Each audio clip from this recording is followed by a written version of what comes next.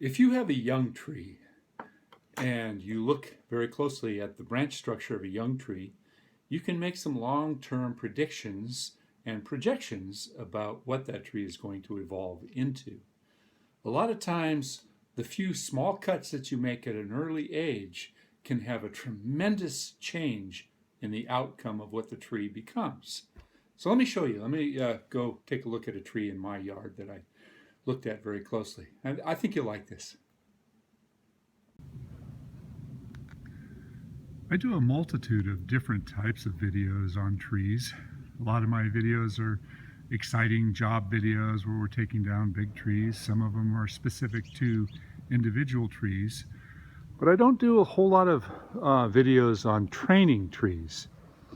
Now, what I have here, this is my yard. This is a Colorado green spruce. Very similar to the blue spruce, but it's got a green foliage, short needle. Very, very slow growing tree. Now what I'd like to talk about today is the training that I'm seeing for this tree. Now it's a young tree. It's about 7 feet tall, and young for a real slow growing species like this is about 12 years old. I planted this tree, I'm going to say about 6 years ago.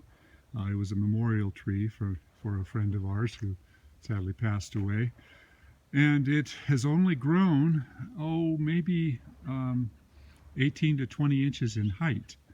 And unfortunately, when I bought the tree, I didn't notice it, but the very, very tip top of the central leader was broken.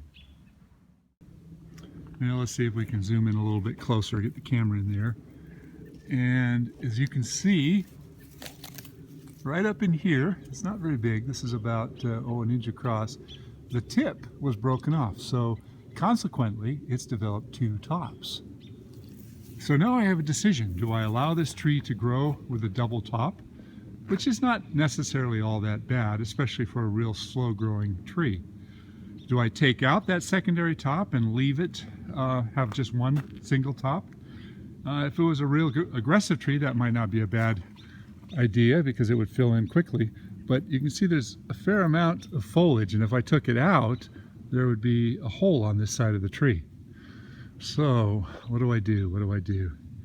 You know, I think what I'm going to do, this is an interesting thought, is I'm going to take this and very carefully bend it over and carefully tie this up where my fingers are down to the trunk, and use a sort of a bonsai technique of retraining branches. So instead of this being a secondary top, it will fill in over to this side and become part of the side branching structure. Well, let me go do it and see what it looks like. And let's see what that does.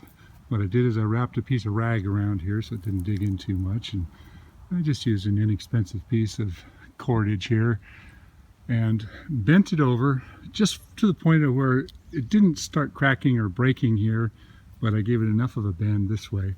And I actually took one of the pieces and tucked it around here because this one was sticking right back up, and this would have tried to establish itself as a new top.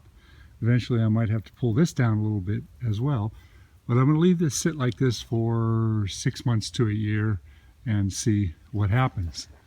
It's a real subtle little motion there, and in the long run it may not make that much difference, but I like training trees, and you can see I put a little piece of rag down low here as well.